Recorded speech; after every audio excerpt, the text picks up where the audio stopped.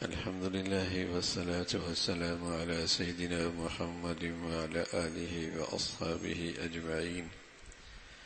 أما بعد فأعوذ بالله من الشيطان الرجيم. بسم الله الرحمن الرحيم.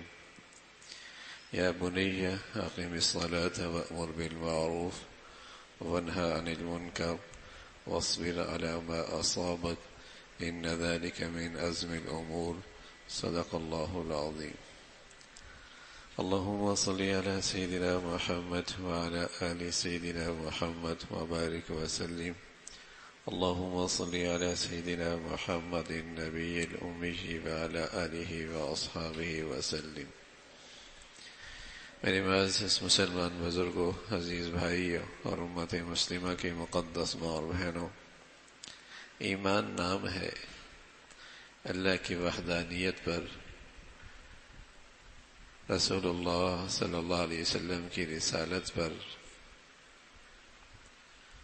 اور مرنے کے بعد زندگی پر یقین رکھنے کا. جیسے توحید ایک بنیادی عقیدہ ہے،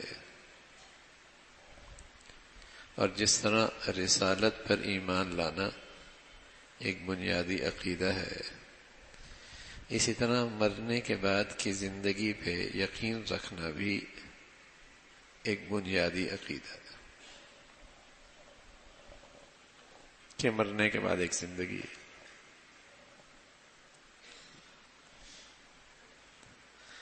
تو جب ہمیں اللہ نے یہ عقیدہ نصیب فرما دیا تو ہمیں اپنے اولاد کے سلسلے میں سوچ کو بدلنا ہوگا.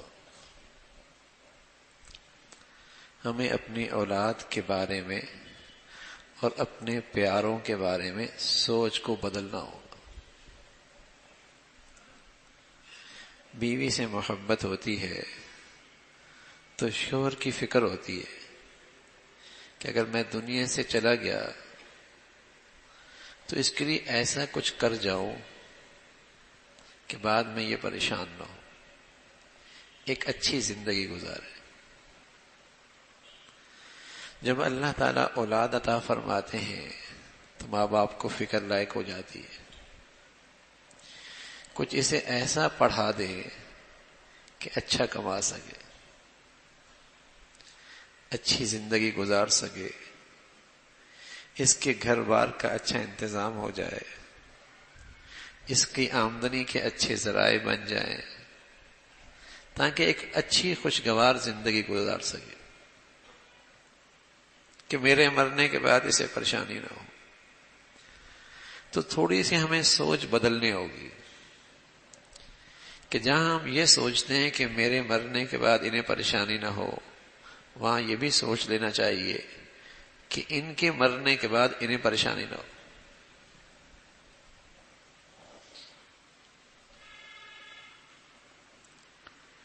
ان کے مرنے کے بعد ان کو پریشانی نہ ہو. یہاں تک تو ہم سوچتے ہیں کہ ہمارے مرنے کے بعد کیا وسائل ہو جائیں کہ یہ خوشگوار زندگی گزاریں، تو اس کی بھی فکر کر لیا کریں کہ جب ان کی اپنی موت آ جائے تو یہ ایک خوشگوار زندگی گزار سکے.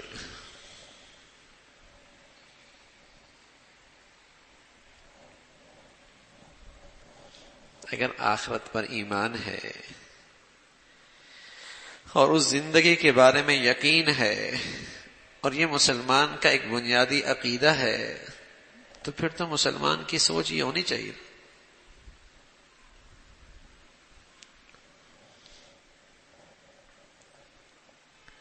یہ سوچ تو ہر ماں باپ کو ہو چلتی ہے، ہونے لگتی ہے کہ اولاد ہو گئی، یا اولاد نہیں ہے صرف میاں بیوی ہیں تو میاں کو فکر ہوتی ہے کہ میرے مرنے کے بعد اس کا کیا بنے گا. تو اس کے اپنے مرنے کے بعد جو زندگی آئے گی اس میں کیا بنے گا اس کا، اور اولاد کے مرنے کے بعد جو زندگی آئے گی ان کی زندگی کیسے گزرے گی.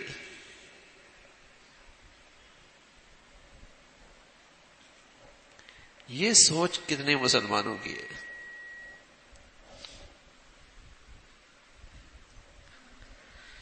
یہ زندگی اچھی گزر جائے، یہ تو ہر ماں باپ میں نظر آتی ہے.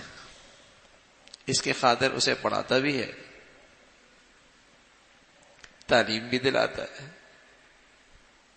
اور خود جو خون پسینے سے پیسہ کماتا ہے فکر کرتا ہے کہ اس کے لیے کوئی اچھی زندگی کا نقشہ بن جائے، اچھی خوشگوار زندگی، کوئی وسائل مہیا ہو جائے. یہ تو ہر ماں باپ کو فکر ہوتی ہے، حتیٰ کہ کافر کو بھی فکر ہوتی ہے. ایک غیر مسلم بھی اپنی اولاد کی اتنی فکر تو کرتا ہے. لیکن بھائی جب ہمارا عقیدہ ہے کہ مرنے کے بعد ایک زندگی ہے، تو اولاد کے آنے کے بعد اس کی کتنی فکر ہے کہ اسے کچھ ایسی تعلیم دے دیں، ایسا دین سکھا دیں، ایسے عبادات پہ لے آئیں، اس کے آخر ایسے اخلاق سنوار دیں کہ اس کے اپنے مرنے کے بعد بھی اس کی زندگی خوشگوار ہو جائے.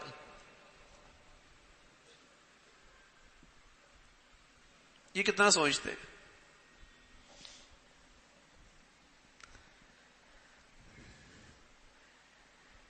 یہ سوچ تو ماں باپ کے دونوں کی ہونی چاہیے. باپ کی بھی ہونی چاہیے، ماں کو بھی فکر ہونی چاہیے. بچپن میں بچہ نقال ہوتا ہے، نقل اتارتا ہے. وہ جب دیکھتا ہے اماں نماز پڑھ رہی ہے تو وہ بھی جا نماز پہ اچھلنے کودنے لگتا ہے، اور اماں کی طرح وہ بھی کھڑا ہو جاتا ہے، رکوع کر لیتا ہے، سجدہ کر لیتا ہے، گر جاتا ہے. نقال ہوتا ہے. تو ایسی مائیں جو بچوں کی پہلی تربیت گاہ ہے، جب وہ بار بار اپنے اماں سے اللہ اللہ کا نام سنے گا، اور جب مائیں ان کے سامنے قرآن کی تلاوت کریں گی، اور جب مائیں ان کے سامنے عبادات کا اہتمام کریں گی، تو بچے کے زبان پر بھی اللہ اللہ جاری ہو جائے گا. بچہ بھی قرآن پڑھنے لگے گا. بچے کے دل کے اندر بھی عبادت کی اہمیت ہو جائے گی. اس نے اماں کو دیکھا ہے، اس نے اپنے گھر کے بڑوں کو دیکھا ہے.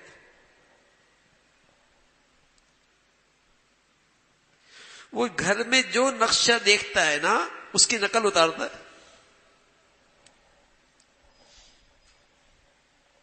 لیکن اگر اماں نے اسے اچھا نقشہ نہیں دیا اور اچھی تعلیم اور تربیت نہیں کی، تو وہ پھر کارٹونوں سے سیکھے گا، پھر کارٹونوں سے سیکھے گا، پھر وہ موبائلوں سے سیکھے گا.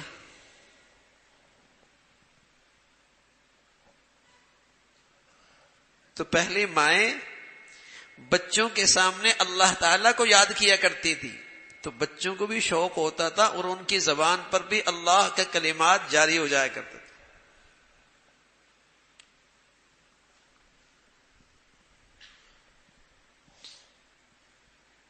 یہ ماں باپ کو فکر ہوتی تھی کہ جیسے ہمارے مرنے کے بعد ہمارے بچوں کی زندگی خوشگوار ہو، ایسی ہمارے بچوں کے دنیا سے جانے کے بعد بھی ان کی زندگی خوشگوار ہو. تب ان کے گھروں کا ایسا ماحول ہوتا تھا.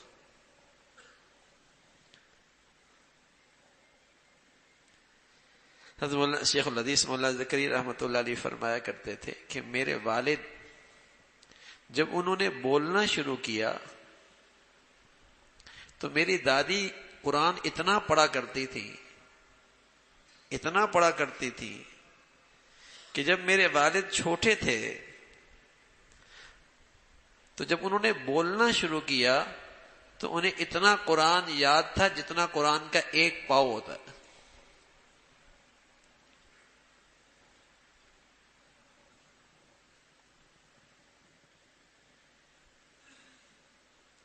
جب بچہ سنتا ہے اور بول نہیں سکتا تو سنی ہوئی چیز اس کے دل پہ نقش ہو جاتی. بار بار دیکھتا ہے، بار بار سنتا ہے، وہ چیز نقش ہو جاتی ہے. جب زبان کھولتا ہے تو وہ چیز اس کے زبان پہ جاری ہو جاتی. ہم جو کہتے ہیں نا بچہ اپنی مادری زبان بولتا ہے، اب مادری زبان سیکھنے کے لیے کہیں ٹیوشن تو نہیں لیا اس نے، کہیں اسکول تو نہیں گیا، جو اس نے اپنی اماں کے سامنے گھر کے فضا میں جو سنا وہ نقش ہوتا چلا گیا، اور جب زبان کھولی تو اسی زبان میں بولا جس زبان میں گھر میں زبان بولی جاتی ہے۔ اگر عربی بولی جاتی ہے تو عربی بولے گا، پشتو بولی جاتی تو پشتو بولے گا، میمنی بولی جاتی تو میمنی بولے گا، کہیں سیکھنے تو نہیں گیا۔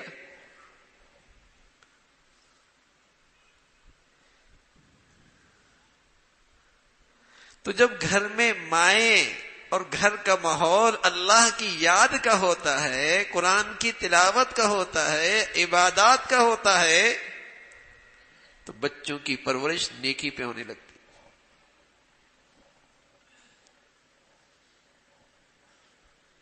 نیکی پہ کھڑے ہو جاتے،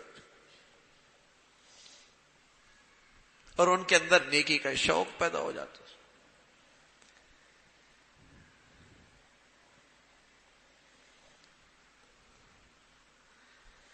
تو اولاد کی اس کے بارے میں ہماری یہ سوچ بھی ہونی چاہیے۔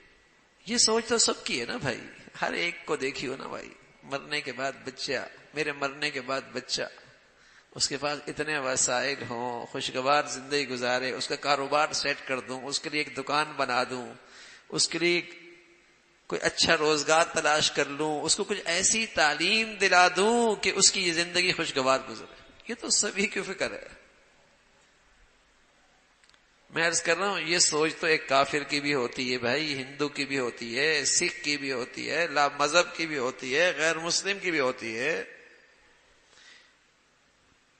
لیکن مسلمان کا تو ایک عقیدہ ہے کہ مرنے کے بعد ایک زندگی ہے۔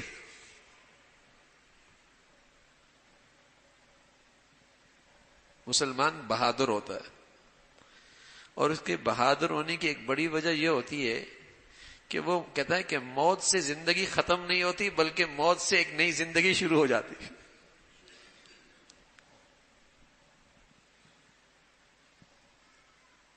مسلمان بہادر ہوتا ہے، بزدل نہیں ہوتا، خوف زدہ نہیں ہوتا کسی دشمن سے۔ کیوں؟ اس کا تو عقیدہ ہے کہ موت سے زندگی ختم نہیں ہوتی بلکہ موت سے زندگی شروع ہوتی ہے، اور بس اوقات وہ موت اللہ کی خاطر ہو جائے تو اس زندگی کا معیار اور اچھا ہو جاتا ہے۔ بتائیے دنیا میں اس قوم کو بھی کوئی شکست دے سکتا ہے؟ دنیا میں کوئی اس قوم کو بھی ڈرا سکتا ہے؟ دنیا میں کوئی اس قوم کو بھی خوف زدہ کر سکتا ہے؟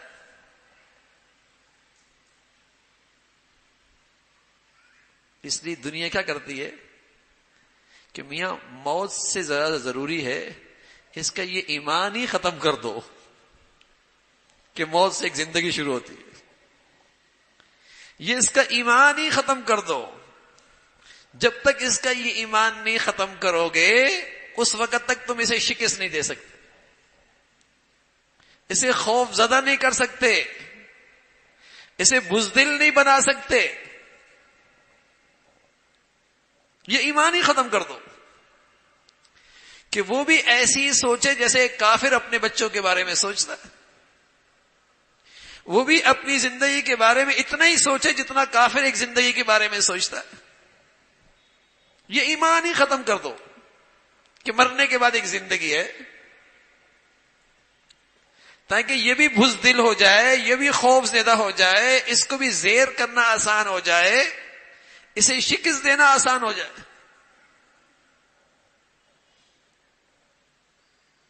ہمارا تو عقیدہ ہے کہ موت سے زندگی ختم نہیں ہوتی، موت سے زندگی شروع ہوتی ہے۔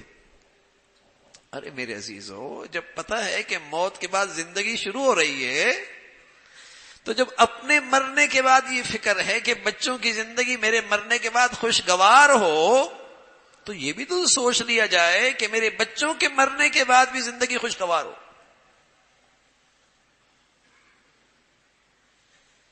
اس کی فکر کتنی ہے؟ کہ اگر وہ مر گئے تو ان کی زندگی کیسے گزرے گی.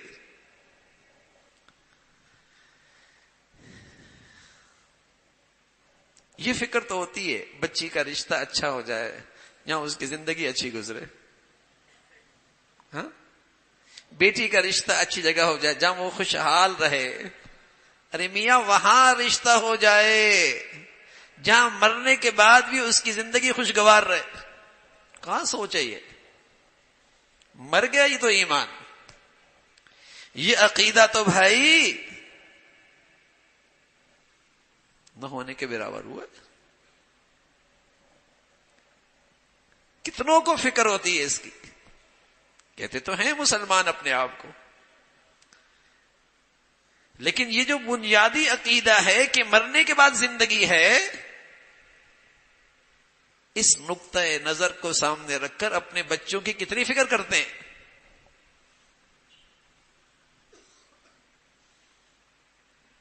یا تو یہ نہ کہ نہیں ہے زندگی، پھر تو سمجھ میں آتا ہے یہ کیریئر بنا لو، لندن چلے جاؤ، امریکہ چلے جاؤ، یورپ چلے جاؤ، کہیں چلے جاؤ، بیٹے پڑھ لو، کیریئر بن جائے گا، وہیں رہنا. ہاں، زندگی وہیں گزارنا. بچوں کو بھی بھیج رہے ہیں، بچیوں کو بھی بھیج رہے ہیں. لیکن بتائیے کسی مسلمان کا یہ عقیدہ ہو کہ مرنے کے بعد زندگی ہے، اور اسے یہ بھی فکر ہو کہ مرنے کے بعد ان کی زندگی کیسے خوشگوار گزرے گی، بتائیے وہ کسی لا مذہب لا دین ماحول میں اپنے بچوں کو بھیج سکتا ہے؟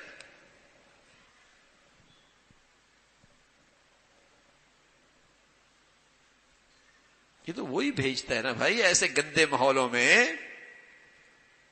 جسے صرف یہ کیریئر سامنے نظر آتا ہے، بس یہ زندگی اچھی گزر جائے، یہ زندگی خوشگوار ہو جائے.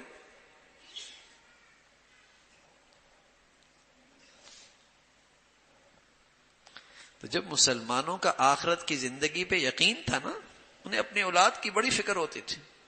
اور خود اللہ کے نبی صلی اللہ علیہ وسلم فرمایا کرتے تھے کہ جب تمہارے بچے اور بچی کی عمر 7 سال کی ہو جائے تو انہیں نماز پڑھاؤ. اب 7 سال کی عمر میں کیسے نماز پڑھے گا؟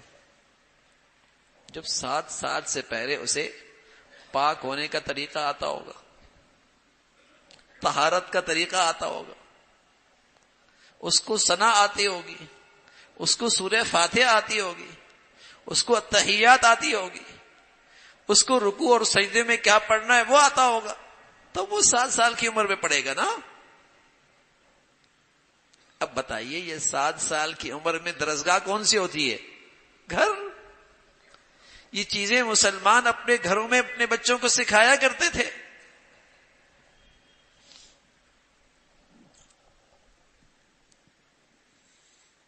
سات سال کی عمر،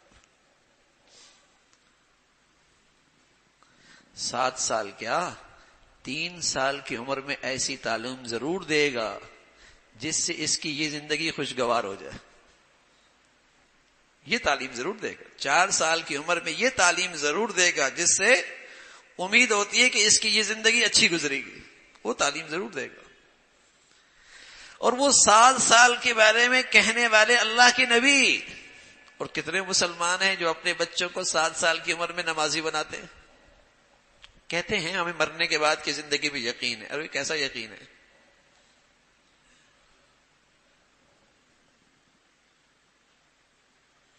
کتنے گھرانوں میں بچی اور بچیاں 7 سال کی عمر میں نماز پڑھتی ہیں. آپ فرمایا کرتے تھے 10 سال کی عمر میں نہ پڑھنے پر سزا دو، تنبیہ کرو، سرزنش کرو.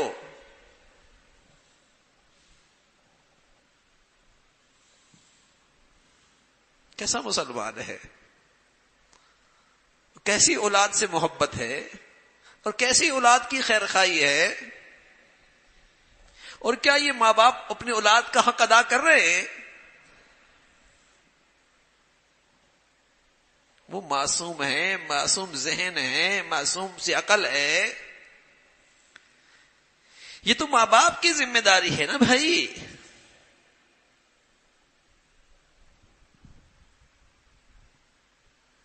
کہ جہاں وہ یہ فکر کرتا ہے کہ اس کی تھوڑی سی زندگی آج اور میرے دنیا سے جانے کے بعد اچھی گزرے، کوئی بری بات نہیں یہ سوچ. لیکن اس سے بڑی سوچ کیا ہونی چاہیے، اس سے بڑی فکر کیا ہونی چاہیے کہ یہ مر گیا اور یہ مر گئی تو اس کی زندگی خوشگوار ہو جائے. یہ تو 60-70 سال کی گزر جائے گی بھائی، وہ تو نہیں گزرے گی نا، وہ تو گزرنی نہیں. کتنی فکر ہے. جنہیں اللہ رب العزت نے فہم دیا، بصیرت دی، عقل دی، اور واقعی انہیں اپنی اولاد کی خیر خواہی ہے، وہ تو کہتے ہیں یا بنیا اقم الصلاۃ، اے میرے پیارے بیٹے نماز کا اہتمام کرنا. سبحان اللہ. یا بنیا، اے میرے دل کے ٹکڑے اقم الصلاۃ، نماز کا اہتمام کرنا. یہ باپ ہے، یہ ہے اولاد کی تربیت، یہ ہے اولاد کے ساتھ خیر خواہی، یہ ہے اولاد کے ساتھ حقیقی شفقت، یہ ہے اولاد کی حق کی ادائیگی، اور یہ ہے اولاد جیسی نعمت کی قدر.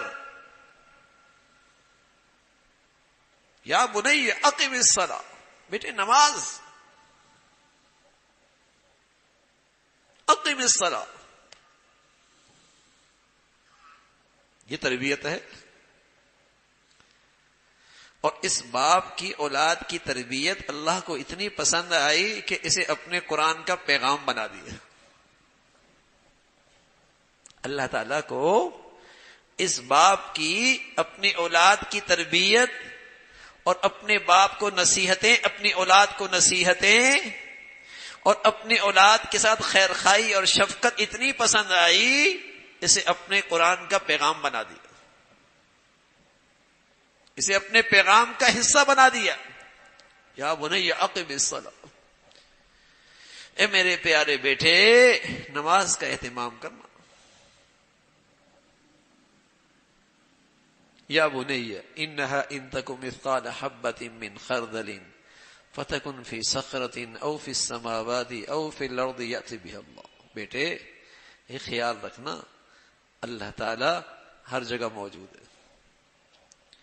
تم میری نظروں سے اوجھل ہو سکتے ہو، اماں کی نظروں سے اوجھل ہو سکتے ہو، تم اپنی غلطی مجھ سے چھپا سکتے ہو، اپنے بڑوں سے چھپا سکتے ہو، لیکن خیال رکھنا تمہاری کوئی چیز اللہ سے نہیں چھپ سکتی. اللہ ہر جگہ حاضر ناظر ہے. اگر تو زمین کی تہ میں ہے، سمندر کی تہ میں ہے، فضاؤں میں ہے، پہاڑ کی اوٹ میں ہے، کسی کھائی میں ہے، خیال کرنا اللہ تعالی وہاں بھی ہے. اللہ تعالی ہر جگہ. بچہ کیوں غلطی کرتا ہے؟ کوئی دیکھ نہیں رہا. کیوں غلطی کرتا ہے؟ کسی کو پتہ نہیں لگے گا. کیوں گناہ پہ جرت کرتا ہے؟ گناہ چھپا لوں گا، کسی کو پتہ ہی نہیں لگنے لگے گا.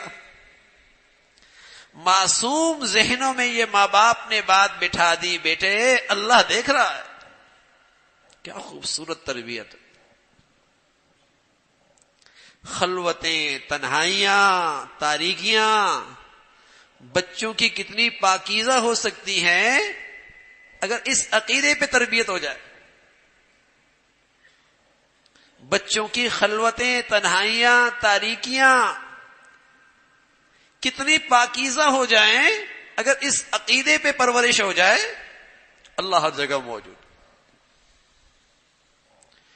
اور وہ ذات ہے جس سے تیری سارے مفادات وابستہ ہیں. ہاں وہ ذات بھی ایسی ہے جس سے تیرے سارے مفادات وابستہ ہیں. اس لیے کہ وہ نہ دے تو کوئی نہیں دے سکتا، وہ نہ کھلائے تو کوئی نہیں کھلا سکتا، وہ بندش کر دے تو کوئی نہیں دروازے کھول سکتا، کوئی نہیں رکاوٹیں دور کر سکتا. اس سے تیرے سارے مفادات وابستہ ہیں. وہ دینے پہ آئے تو کوئی بندش نہیں کر سکتا، وہ نوازنے پہ آئے تو کوئی نہیں محروم کر سکتا، وہ تجھے عزت دینے پہ آئے تو کوئی نہیں رسوا کر سکتا، وہ تیری حفاظت پہ آ جائے تو کوئی تیرا بال بھی بھیگا نہیں کر سکتا۔ الا لہ الملک، بادشاہ وہ ہے، الا لہ الخلق والامر، پیدا بھی اس نے کیا ہے، فیصلہ بھی اسی کا چلتا ہے۔ بیٹے وہ ذات موجود ہے، دیکھ لے پھر۔ تو یہ اولاد کی تربیت یہ کون ماں باپ کرے گا؟ جس کا یہ عقیدہ ہے نا کہ مرنے کے بعد زندگی ہے۔ بلکہ ہمارے نبی علیہ الصلوۃ والسلام تو فرمایا کرتے تھے زندگی ہے ہی وہ، آپ تو فرمایا کرتے تھے زندگی ہے ہی وہ، اللہم لا عیش الا عیش الاخرہ، زندگی تو ہے ہی وہ۔ امام غزالی رحمۃ اللہ علیہ سمجھانے کے لیے فرمایا کرتے تھے زمین و آسمان کی یہ فضا رائی کے دانوں سے بھر دو، یہ مسجد نہیں، یہ صرف ایک صوبہ نہیں، یہ ایک ملک نہیں، یہ ایک بر اعظم نہیں، 6 بر اعظم، اور صرف خشکی نہیں تری بھی، پہاڑ اور سمندر اور دریا بھی، اس ساری فضا رائی کے دانوں سے بھر دو اور وہ بلندی آسمانوں کو چھونے لگے، اور ایک پرندہ آئے اور 100 سال کے بعد ایک دانہ اٹھا کے لے جائے، تو فرمایا کرتے تھے یہ دانے ختم ہو جائیں گے، آخرت کی زندگی ختم نہیں ہوگی۔ بتائیے، سمجھانے کے لیے فرمایا، ورنہ تو وہ ختم ہی نہیں ہونی۔ اب بتائیے نا، کوئی عقل بھی ہوتی ہے، کوئی سمجھ بھی ہوتی ہے کہ تم 60-70 سال کے لیے تو اپنے بچوں کو ایسی تعلیم بھی دے رہے ہو، ایسے وسائل بھی مہیا کر رہے ہو، خون پسینے کی کمائی لگا کر اس کے خوشگوار زندگی بنانے کی فکر بھی کر رہے ہو، تو تم اپنے بچوں کو وہ کیوں نہیں سکھاتے؟ دین کیوں نہیں سکھاتے؟ اخلاقیات کیوں نہیں سکھاتے؟ عقیدہ کیوں نہیں سکھاتے؟ ایسا ماحول کیوں نہیں دیتے بھائی کہ اس کے مرنے کے بعد بھی اس کی زندگی خوشگوار ہو جائے؟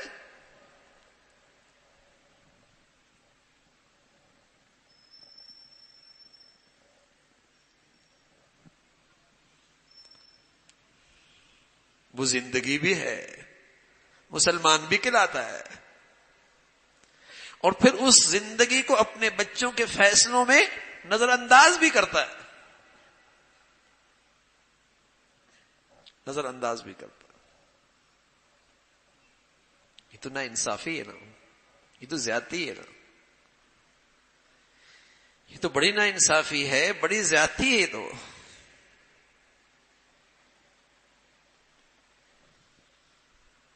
خیر خائی تو یہ ہے بھائی، یا بنی اقم الصلاۃ، اے بیٹے نماز کا اہتمام کرنا، اور صرف نماز پڑھنا نہیں، سبحان اللہ، یہ نہیں کہا بیٹے نماز پڑھنا، نا اقیم الصلاۃ، نماز کا اہتمام۔ کہیں ہو تم، کہیں ہو تم، تمہاری زندگی میں نماز نظر آئے، سفر میں، حضر میں، اپنوں میں، دوستوں میں، کالج میں، یونیورسٹی میں، کہیں ہو تم، نماز نہ چھوڑنا۔ یا بنیہ، کہا وَأْمُرْ بِالْمَعْرُوفِ وَانْهَ عَنِ الْمُنْكَرِ، اے بیٹے ہمیشہ نیکی کا سفیر بننا، ہمیشہ نیکی کا دائی بننا، اور برائی کے راستے میں ہمیشہ تم رکاوٹ بن جانا، برائی کو روکنا، برائی کے راستے میں رکاوٹ بن جانا، نیکی کو پھیلانا۔ یہ باپ کہہ رہا ہے، بیٹے سے تربیت کر رہا ہے۔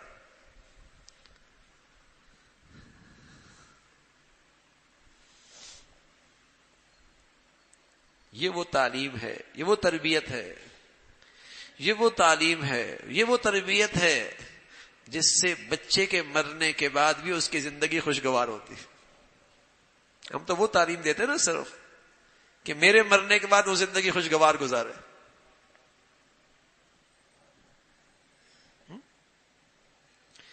یہ وہ تعلیم اور تربیت ہے کہ اس کے دنیا سے جانے کے بعد بھی اس کی زندگی خوشگوار ہوگی. ہم مسلمان ہیں بھائی، ہمارا عقیدہ ہے کہ موت سے زندگی نہیں ختم ہوتی. موت سے زندگی شروع ہوتی ہے.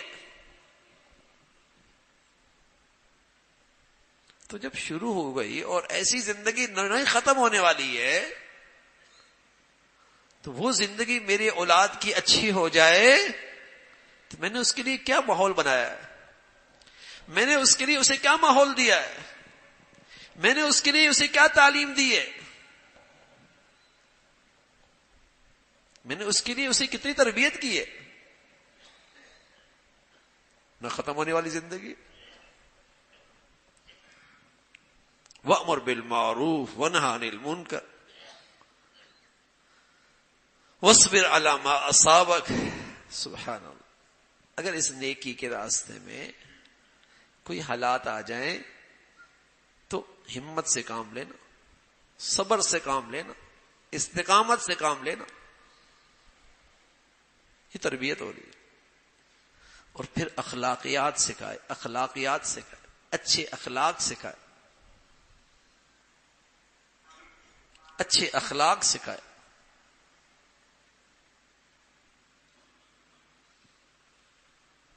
تو میرے عزیزو، اللہ رب العزت نے ہمیں یہ عقیدہ عطا فرمایا ہے. یہ ہمارے ایمان کا بڑا حصہ ہے، بڑا عقیدہ ہے کہ مرنے کے بعد زندگی. تو اس عقیدے کو سامنے رکھ کر اپنے پیاروں کے بارے میں فیصلے کیا کرے. اس عقیدے کو سامنے رکھ کر ہم اپنی زندگی کے بھی فیصلے کیا کریں. اپنی زندگی کے فیصلوں کا بھی جائزہ لیں.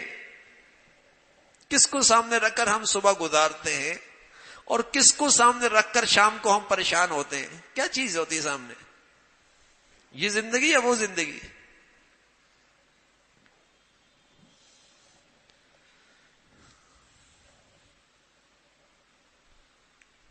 وہ عقل مند آدمی ہے. آپ علیہ الصلوۃ والسلام فرمایا کرتے تھے الکیس من دان نفسہ وعمل لما بعد الموت. عقل مند آدمی کون ہے؟ جو اپنے نفس کو تابع کر لیتا ہے، اللہ کے حکم کے تابع کر لیتا ہے، اس کے تابع نہیں ہوتا، خواہشات کا تابع نہیں ہوتا، ہدایت کے تابع ہوتا ہے.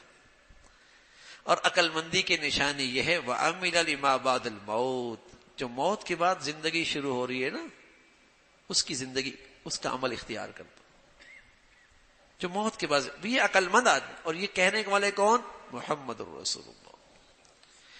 پیارے رسول صلی اللہ علیہ وسلم فرمایا یہ ہے عقل مند. یا رسول اللہ من ایکس الناس واحزم الناس. یا رسول اللہ من ایکس الناس واحزم الناس. کون عقل مند ہے اور کون دور اندیش ہے؟ کون دور اندیش ہے اور کس کے فیصلے اچھے ہیں؟ کون روشن خیال ہے؟ یا رسول اللہ بتائیے نا. آپ علیہ الصلوۃ والسلام فرمانے لگے اکثرهم ذکرا للموت اکثرهم استعدادا للموت ذهبوا بشرف الدنيا وکرامۃ الاخرہ. جو رہتا تو دنیا میں ہے لیکن تیاری آخرت کے لیے کرتا. سبحان اللہ. رہتا تو دنیا میں ہے لیکن اللہ نے جو نعمتیں عطا فرمائی ہیں، عزت دی ہے، خوشحالی دی ہے، صحت دی ہے، زندگی دی ہے، اولاد دی ہے، ہاں، ان نعمتوں سے اپنی آخرت سنوارتا ہے. یہ ہے عقل مند آدمی. یہ ہے سمجھدار دور اندیش. دنیا میں جیتا ہے لیکن آخرت کی تیاری کے لیے جیتا ہے.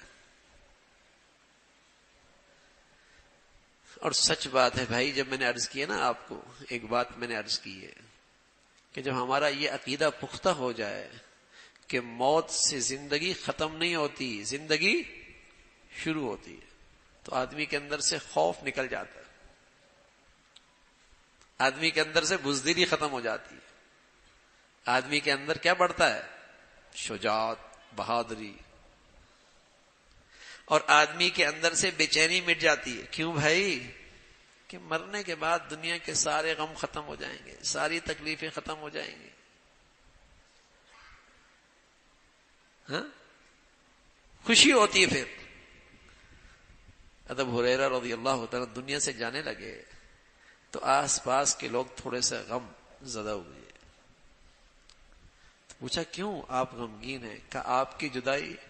فرما واہ واہ غدن نلقل محمدن و اصحابہ، بڑا مزہ آئے گا، کل اپنے محبوب سے اور اپنے پیارے ساتھیوں سے ملاقات ہو جائے گی. سبحان.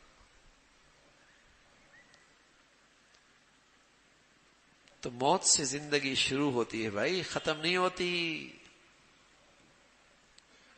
اور یہی عقیدہ مسلمانوں کی طاقت تھا، یہی مسلمانوں کی بڑی قوت ہے.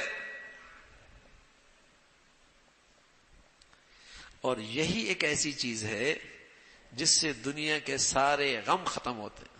یہی عقیدہ ہے. آدمی کو دنیا میں بس اوقات چیزیں نہیں ملتی، اولاد نہیں ملتی، بس اوقات صحت نہیں ہوتی، بس اوقات خوشحالی نہیں ہوتی، بس اوقات اس کی خواہش پوری نہیں ہو رہی ہوتی. اس دنیا میں ایسا ہوتا ہے. لیکن یہ اپنے آپ کو اس عقیدے کی وجہ سے تسلی دیتا ہے، ہمت میں رہتا ہے اس عقیدے کی وجہ سے. کیسے بھائی؟ کہ بھائی لانچ میں بیٹھے ہیں، ابھی اپنے گھر چلے جائیں گے. فلائٹ میں ہیں، اپنے اپنے گھر پہنچ جائیں گے. ریل میں ہیں، اپنی اپنی منزل میں جا پہنچیں گے. تو دوران سفر تو ہر چیز نہیں ملا کرتی نا. گھر جا کر سب کچھ مل جائے گا. ایمان والا اس عقیدے کی وجہ سے اپنے آپ کو تسلی دیتا ہے، سفر میں ہوں، موت آتی ہی اپنے گھر چلا جاؤں گا، وہاں سب کچھ مل جائے گا. اس لیے اللہ کے نبی فرمایا کرتے تھے من جعل ہمہ ہم الآخرہ کفاہ اللہ ہم دنیا. جس کو یہ عقیدہ نصیب ہو جائے اور اس عقیدے کی فکر نصیب ہو جائے اور اس عقیدے کی وجہ سے اس زندگی کی فکر نصیب ہو جائے، اللہ اسے دنیا کے سارے غموں سے نجات نصیب فرمائے. اللہ تعالیٰ اس کو دنیا کے سارے غموں سے نجات نصیب فرمائے. اس عقیدے کو تر و تازہ رکھنے والا اور اس عقیدے پہ صحیح یقین رکھنے والا دنیا میں غم زدہ نہیں رہتا، بلکہ دوسرے لفظوں میں دنیا میں ڈپریشن میں نہیں رہتا، دنیا میں ڈپریس نہیں رہتا، دنیا میں مایوسی بھی نہیں رہتا. وہ ہمیشہ حوصلے میں رہتا ہے، ہمت میں رہتا ہے، شکر گزاری میں رہتا ہے، ثابت قدمی کے ساتھ رہتا ہے کہ گھر جا کر سب کچھ مل جائے. سفر میں ہر چیز تو نہیں ملا کر. زبردست عقیدہ ہے بھائی، زبردست عقیدہ. زندگی کو خوشگوار بنانے کا زبردست عقیدہ ہے. یہ دنیا کی زندگی بھی خوشگوار بنتی ہے اس سے. آتی ہیں ناگواریاں، آتی ہیں آزمائشیں، آتے ہیں ابتلا، آتے ہیں زندگی میں امتحانات، لیکن یہ عقیدہ آدمی کا غم ختم کر دیتا ہے. کہ گھر جا کر ساری خواہش پوری ہو جائے گی، گھر جا کر ہر چاہت پوری ہو جائے گی. تو یہ مسلمان کا بنیادی عقیدہ ہے کہ مرنے کے بعد زندگی ہے. تو میرے عزیزو، یہ عقیدہ ہماری زندگی میں نظر آنی چاہیے. ہمارے بچوں کے فیصلوں میں، تربیت میں، تعلیم میں یہ عقیدہ نظر آنا چاہیے. یہی اولاد کے ساتھ واقعی خیر خواہی ہے نا.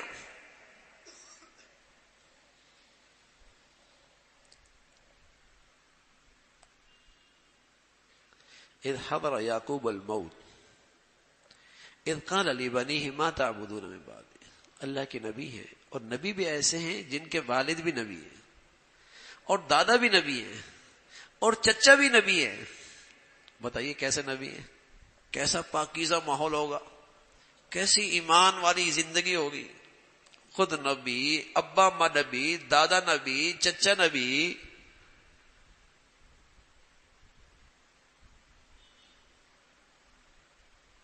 تو بتائیے نبی سے بڑھ کر کوئی دور اندیش ہو سکتا ہے؟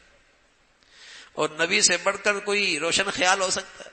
اور نبی سے بڑھ کر کوئی اپنی اولاد کا بھی خیر خواہ نہیں ہو سکتا. نبی کو اپنی اولاد سے سب سے زیادہ محبت ہوتی ہے، سب سے زیادہ خیرخواہ ہوتا ہے۔ اب دیکھیے نبی دنیا سے جا رہا ہے، اب نبی کو یہ فکر نہیں کہ میرے مرنے کے بعد میرے بچوں کا دنیا میں کیا بنے گا۔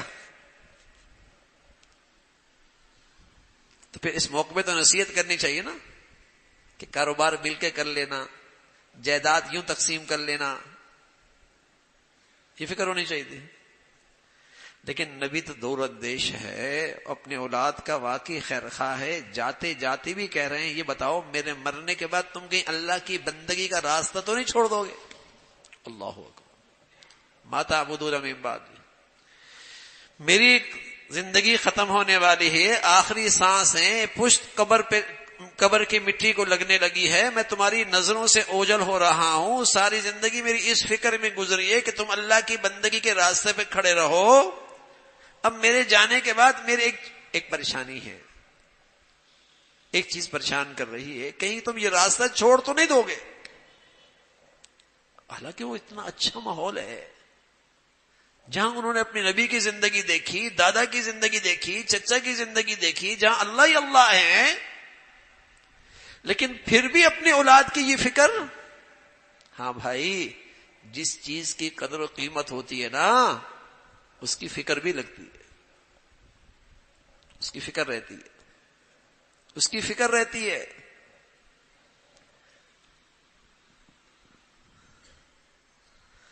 تو ہمیں اپنے پیاروں کے بارے میں یہ فکر نصیب ہو جائے، ہمیں اپنے پیاروں کے بارے میں یہ فکر نصیب ہو جائے، اور یہ ان کا حق بھی ہے، یہ ماں باپ پر ذمہ داری بھی ہے، اس کی کوتاہی پر پکڑ بھی ہے،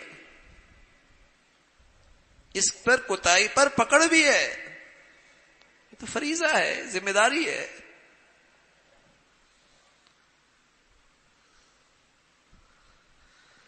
تو میرے عزیزو، اس عقیدے کا تقاضا یہ ہے کہ یہ عقیدہ ہماری زندگیوں کے فیصلوں میں نظر آئے، اولاد کی تربیت میں نظر آئے، بچیوں کے رشتوں میں نظر آئے، یہ عقیدہ نظر آئے کہ ہاں کہ میرے بچے دنیا سے جائے گا، میری بچی دنیا سے جائے گی، وہ خوشحال رہے، وہ کامیاب رہے، اس کی زندگی اچھی گزرے، تو آج میں اس کی ایسی تربیت، ایسا ماحول اسے مہیا کروں، یہ ذمہ داری ہے۔ اس لیے فرمایا باپ کا اپنی اولاد کو بہترین تحفہ اسے اچھی تعلیم دینا، اس کی اچھے اخلاق بنانا، اس کی اچھی تربیت کرنا، یہ باپ کی طرف سے اولاد کا بہترین تحفہ ہے۔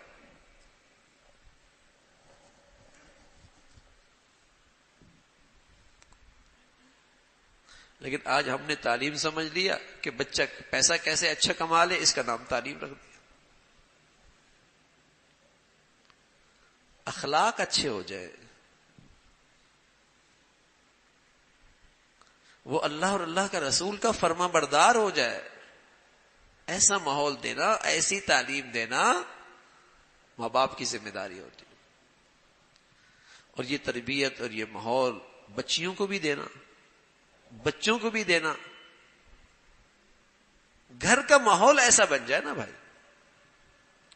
مسلمانوں کے گھروں کا ماحول ایسا ہوتا تھا جیسے مسجد کا ماحول، جیسے مسجد میں گناہ کرنا مشکل ہے، ایسی مسلمانوں کے گھروں میں اللہ کی نافرمانی کرنا مشکل ہوا۔ مسلمانوں کا گھر ہے نا، کوئی غیر مسلموں کا تو ہے نہیں، اور مسلمان کو تو اپنے گھر پہ اختیار ہوتا ہے نا، وہاں گناہ کرنا مشکل ہوتا تھا، اتنی برکتیں ہوتی تھی، اتنا سکون ہوتا تھا، اتنی محبتیں ہوتی تھی، جیسے مسلمانوں کے ہاں مسجدوں میں ہوتا ہے سکون،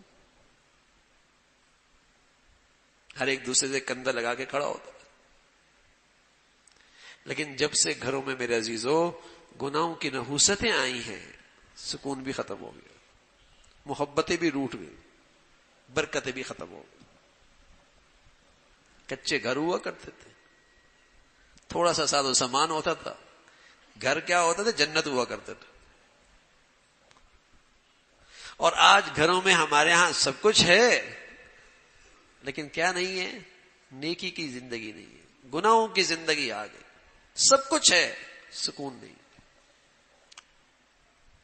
دل جڑی ہوئی نہیں ہے، دلوں میں محبتیں نہیں ہیں، دل آپس میں ملی ہوئی نہیں ہے. دنیا بھی خراب ہو رہی ہے، آخرت بھی خراب ہو رہی ہے. تو میرے عزیزو، گھروں کا ماحول ایسا بنائیں کہ میرے بچوں کے لیے، میری بچیوں کے لیے ایسا پاکیزہ ماحول ہو کہ وہاں ان کے لیے گناہ کرنا مشکل. پھر اپنے بچوں کا فیصلہ جب ان کو آگے پڑھانے لگیں، ایسے تعلیمی اداروں میں بھیجیں، چاہے وہ دنیاوی تعلیم ہو، لیکن ایسے ماحولوں میں بھیجیں جہاں ان کا ایمان، دین، اخلاق محفوظ ہو.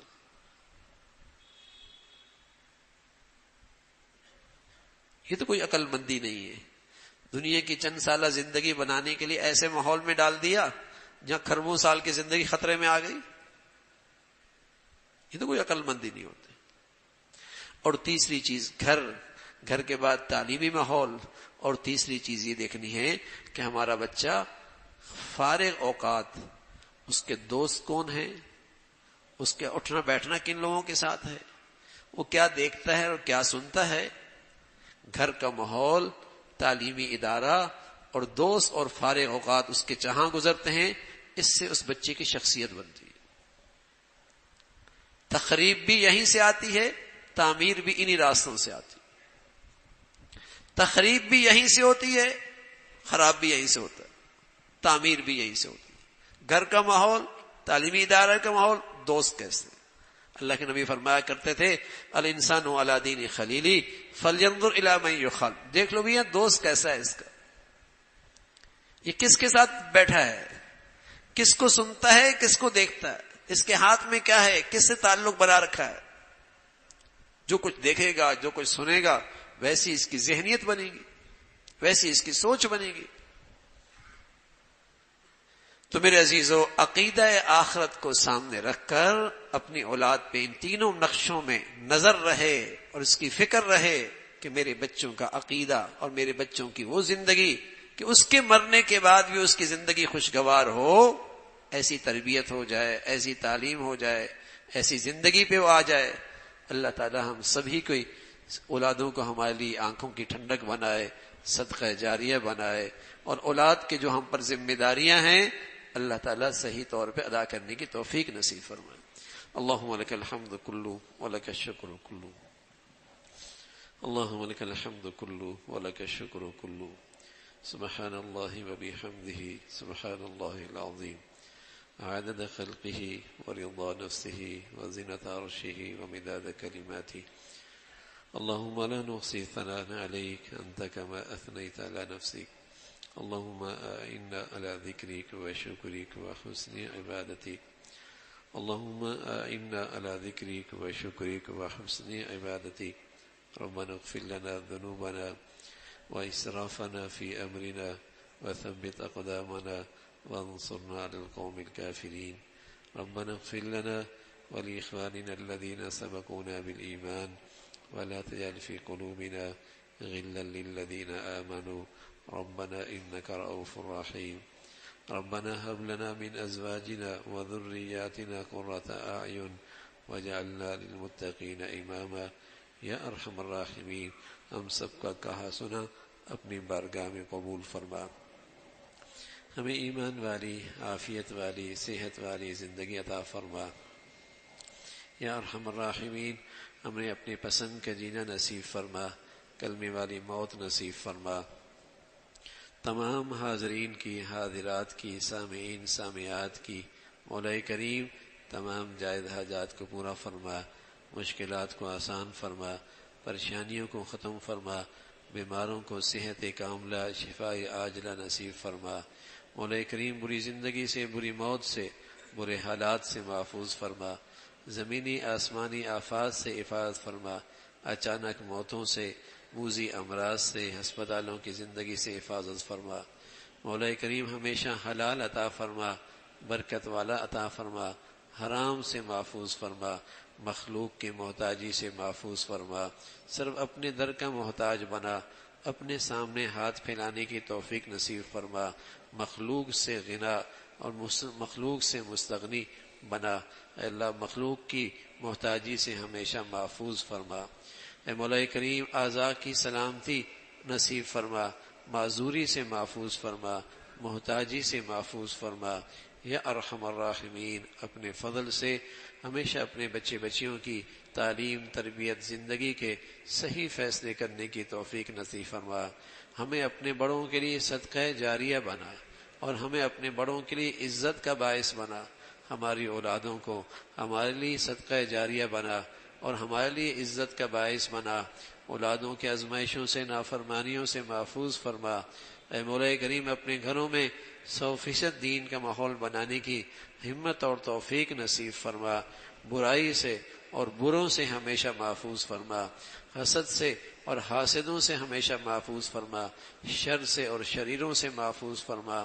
اے مولا کریم ہمیشہ ایمان والی نعمتوں بھری زندگی نصیب فرما اور نعمتوں پہ دل و جان سے شکر گزاری نصیب فرما، احسان شناسی نصیب فرما۔ یا ارحم الراحمین پوری امت مسلمہ کے حال پہ رحم فرما، دنیا بھر کے مظلوم مسلمانوں کی مدد و نصرت فرما۔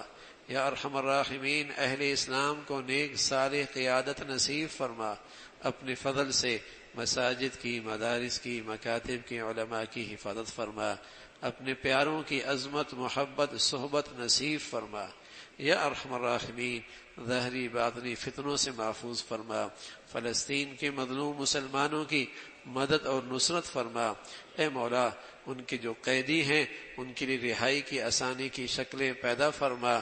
اے مولا کریم ان کے گھر گھر میں خوشیاں عطا فرما۔ یا ارحم الراحمین ان کی قربانیوں کو اور ان کی شہادتوں کو قبول فرما کر مسلمانوں میں حمیت اسلامی اور اسلامی غیرت پیدا فرما، اور مسلمانوں میں اسلامی وحدت پیدا فرما، اور مسلمانوں میں باہمی اتحاد نصیب فرما۔ ان کی قربانیوں کے بدولت اسلامی اخوت کو اے مولا پھر سے زندہ فرما۔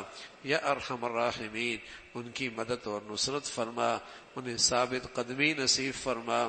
یا ارحم الراحمین ایسی مدد فرما کہ مسلمانوں کے کلیجے ٹھنڈے ہوں، مسلمانوں کے دل ٹھنڈے ہوں، مسلمانوں کی تکلیف ختم ہو، مسلمانوں کا درد ختم ہو۔ اے اللہ تو ان کی مدد اور نصرت فرما۔ یا ارحم الراحمین پوری امت مسلمہ کے حال پہ رحم فرما، ہمارے ملک کو سلامتی عطا فرما، یہاں ایمان ہدایت کی فضاؤں کو عام فرما، نیکی کی اور خیر کی اور تعمیر کی قوتوں کو غلبہ نصیب فرما، شر کی اور برائی کی اور تخریب کی طاقتوں کو نیست و نابود فرما۔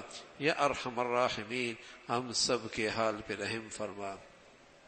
ربنا تقبل منا انك انت السميع العليم وتب علينا انك انت التواب الرحيم وصلى الله على سيدنا محمد وعلى آله واصحابه اجمعين برحمتك يا رب۔